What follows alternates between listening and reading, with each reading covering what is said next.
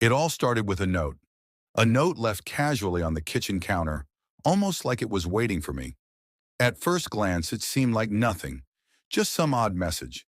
But when I read it, everything changed. Enjoy our neighbor while I'm gone. And her husband might even be intrigued to watch. Those weren't just words, they were a betrayal, cold and deliberate. Amelia, my wife of 10 years, had just turned our entire life into a twisted game. I had to know why. It all started with a simple handwritten note that sat on the kitchen counter, waiting for me like a hidden bear trap in the woods. I hadn't noticed it at first, absorbed in my thoughts, until my hand brushed against the paper. At first glance, it seemed like nothing more than a casual message. But as my eyes slowly scanned the words, it felt as if the world around me came to a halt. My dear, enjoy our neighbor while I'm away. She won't mind, and her husband might even be intrigued to watch. I'll meet you at the hotel to talk about our future. Amelia. The words weren't just a betrayal, they were an act of cruelty, calculated and cold. Amelia, my wife for the past 10 years, had taken everything I knew about her, everything we had built together, and twisted it into something grotesque. I stood there frozen, the note still gripped tightly in my hand, as the sting of each word burned into my memory. I must have read it a dozen times, trying to make sense of what I was reading. Was this some kind of twisted joke? Was she testing me? I stood still in the middle of our kitchen, my coffee long gone cold in my hands, trying to comprehend what had just shattered my world. Amelia had always had a sharp sense of humor, a biting, sarcastic wit that sometimes got under my skin, but never cruel, not like this. The casual disregard in her note, the way she spoke of our neighbor Clara and her husband Lucas, as if they were mere pawns in some game, made my blood run cold. I couldn't focus. My mind raced through memories, piecing together the small, seemingly insignificant moments that I had ignored over the years. The late nights she came home smelling of a perfume that wasn't hers, the sudden business trips that always seemed to line up with gallery events in other cities. I had made excuses for her, told myself that she was just busy, successful, dedicated to her career. But now with the note in front of me, everything felt like a lie. I walked through the house in a daze, my footsteps echoing in the silence. Our wedding photos were on the mantel, each one a reminder of a past that felt like a dream. Amelia's smile in those photos seemed to mock me now. How had I been so blind? The cracks had been there all along, hadn't they? I had just refused to see them. I started to replay every moment, every argument, every discussion we'd ever had. I had always prided myself on being the supportive husband, always standing by her side through her late nights and difficult projects. But somewhere along the way, I had stopped seeing her for who she truly was. The woman in the photos was no longer the woman I had married. I knew now that I wasn't just angry, I was humiliated, betrayed in the deepest possible way. And as the rage simmered beneath my skin, I knew one thing for certain. Amelia had made a grave mistake. She thought she could control everything. She thought she could manipulate me, turn the world around me into her own twisted game. But she had underestimated me. If she wanted to play games, then I would show her that I was far better at them. The more I thought about the note, the more I realized how layered it was. The mention of Clara, the neighbor who I had always thought of as just a friendly face next door. Why had Amelia included her in the note? And why mention Lucas, her husband, implying that he might even be watching? The phrasing wasn't random. It was deliberate, taunting. It was designed to make me question everyone and everything in my life, to make me doubt my closest friends and neighbors, to make me feel like a fool. I couldn't let this go. I would follow the trail she had left behind. I would uncover everything, but first I needed to understand why. The first place I decided to look was the journal Amelia kept. I knew she had a habit of writing things down, ideas for her art, her thoughts on exhibitions, sketches for future galleries. Amelia's career as a successful art curator had been a large part of our marriage. I had always supported her, pushed her to follow her passions. But now I wasn't sure where the line between her work and her secret life had been drawn. Her journal was in the drawer of her desk, tucked between papers and gallery catalogs. As I opened it, I saw her usual abstract sketches and notes about upcoming projects. But then one page caught my eye, a simple phrase. The Monocle, 5 p.m. The Monocle. I knew the place. It was a quiet, discreet wine bar downtown, tucked away in an alley, far from the bustle of city life. It wasn't a place you went for casual drinks. It was a place where deals were made, where people whispered secrets. And then below that, Amelia had written the name Eric. Eric Weber.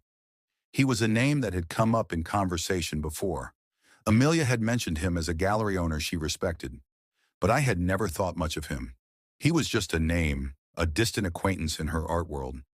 Now with the note in my hand, and Eric's name written in her journal, my stomach churned. Was he her lover?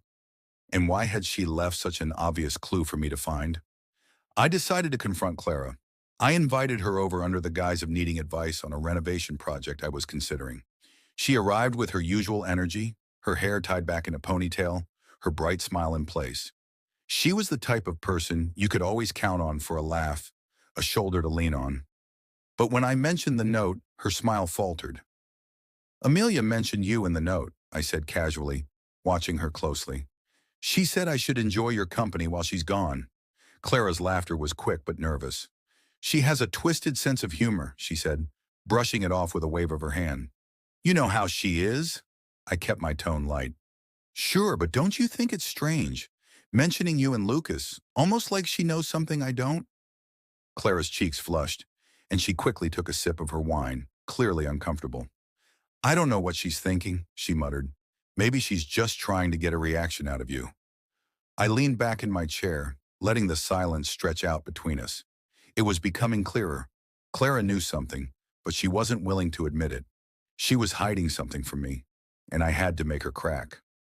When Clara left, I noticed her checking her phone, her fingers nervously tapping out a message. The unease in her movements told me that I was getting closer to the truth.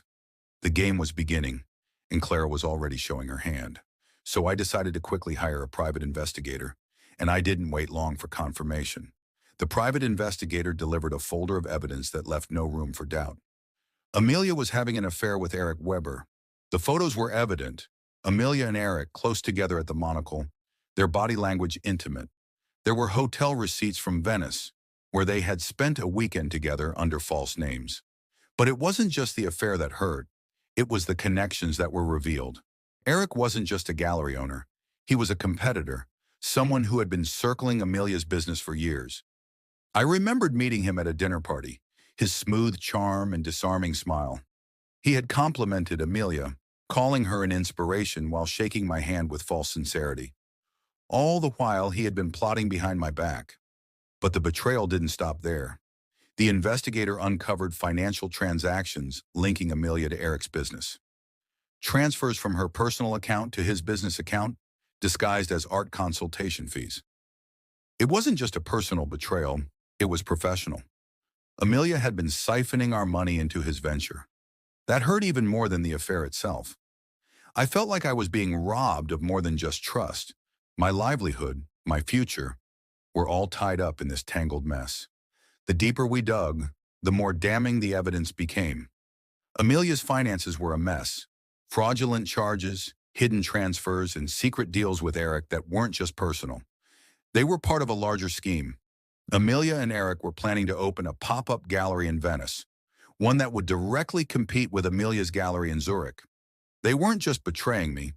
They were using me as their stepping stone. But there was more. The investigator found emails between Amelia and Clara. One email stood out as it casually mentioned how clueless Lucas was, hinting that he wouldn't see it coming. Clara, it seemed, was involved in this betrayal from the start. I couldn't decide what angered me more, Amelia's betrayal, or the fact that she had dragged our neighbors into this web of lies. Lucas didn't deserve any of this.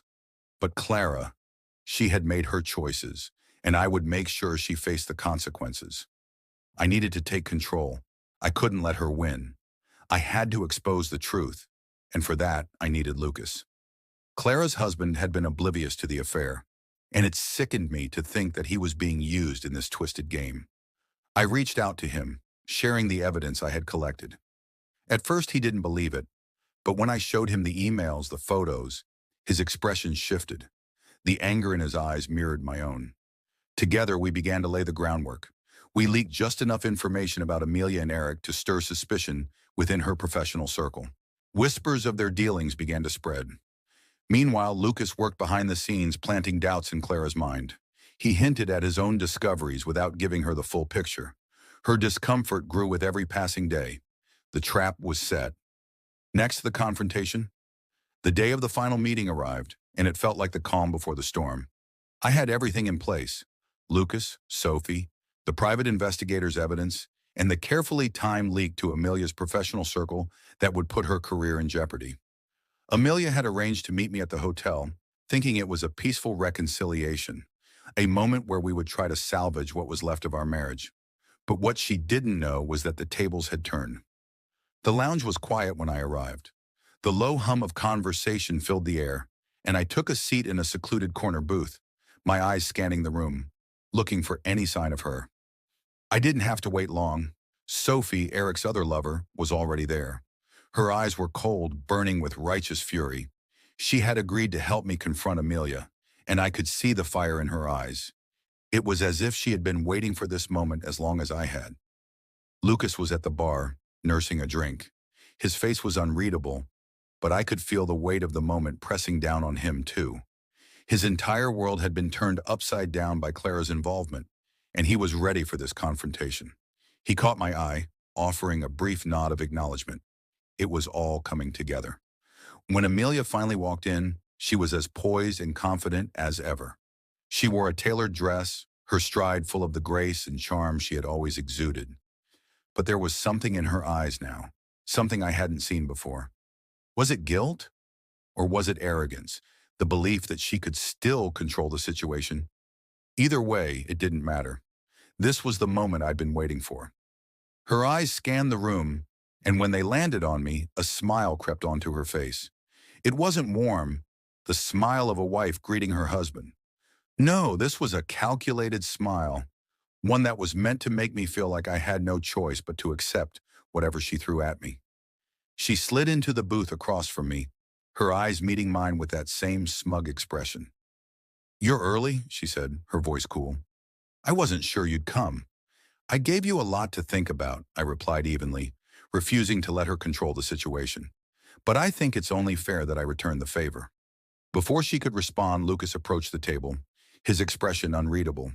Amelia stiffened immediately, her eyes flicking nervously between us.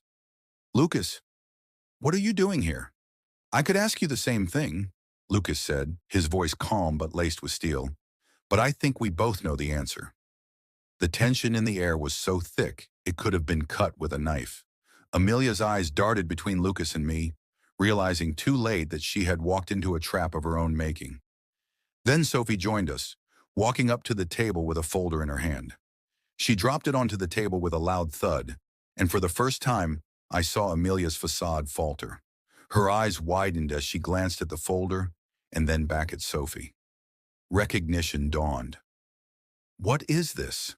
Amelia asked, her voice trembling for the first time since I'd known her. There was a crack in her confidence. "This," Sophie said, her voice cold as ice, "is the end of your little game." I leaned forward, my gaze locking with Amelia's. "You thought you could get away with this, didn't you? You thought you could hide behind lies and manipulate everyone around you. But the truth has a way of catching up with people like you." Amelia's hands shook as she flipped through the contents of the folder. Photos of her and Eric, their intimate moments at the Monocle, the hotel receipts from Venice, the financial transactions linking her to Eric's business. Everything was laid bare. Amelia's polished, curated world was falling apart in front of her eyes. The last shred of her facade crumbled as she looked at us, the realization hitting her that the game was over. You don't understand," she stammered. "I can explain. I was going to leave him.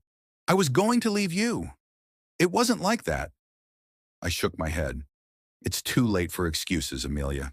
Now here's the fallout." Amelia's reaction was everything I had hoped for, but it wasn't about getting revenge. It was about reclaiming control, exposing the truth, and ensuring that there would be consequences for her actions. I wasn't going to let her walk away unscathed. I made sure the financial discrepancies tied to her gallery venture in Venice were sent to the right authorities. The fraud investigation that followed left her accounts frozen and her reputation in tatters. The whispers of her dealings with Eric spread quickly through the art world, and her gallery suffered the same fate. Clients pulled their support, and competitors quickly distanced themselves from her. Eric, too, couldn't escape the fallout. As soon as his involvement became public, his clients withdrew, unwilling to be associated with someone so publicly exposed. The art world, which had once embraced him, now turned its back. But the true fallout wasn't just about their professional ruin, it was personal. Clara was the first to feel the effects. Lucas filed for divorce almost immediately. The truth of her betrayal came crashing down on her, and her social circle evaporated. She was forced to move back in with her parents, and the life she had carefully built crumbled away. As for Amelia, she tried to reach out to me, first with anger, then desperation. She left voicemails, sending messages, begging for a meeting. She claimed she had explanations, excuses, reasons, but I didn't respond. Her power over me was gone, and she knew it. For the first time in months, I felt a strange peace, a sense of control that had been lost for so long. Finally moving on. In the aftermath, I felt a strange mix of emotions. Relief, yes, but also sadness. I had loved Amelia once, and even though the betrayal had broken me, I couldn't completely erase the years we had spent together. The scars were deep, but they no longer controlled me. I sold the house we had shared. It was no longer a place of warmth and memories. It was a symbol of everything I had lost. The proceeds from the sale allowed me to start fresh in a new city, a new life. I opened a consultancy firm, pouring all my energy into something that was mine, something I had built from the ground up. Along the way, I met new people, people who reminded me that trust could be rebuilt, that love could be found again. I learned that sometimes the most painful endings were the ones that paved the way for the beginnings we didn't know we needed. As I walked along the cobblestone streets of my new neighborhood one evening, I reflected on everything that had led me here. The betrayal had been a fire that burned away the falsehoods in my life, leaving room for something real to grow. The past was behind me. The future was mine to shape. Let me know what you think about this wife cheating story and put it in the comments. Please consider watching the next unbelievable story.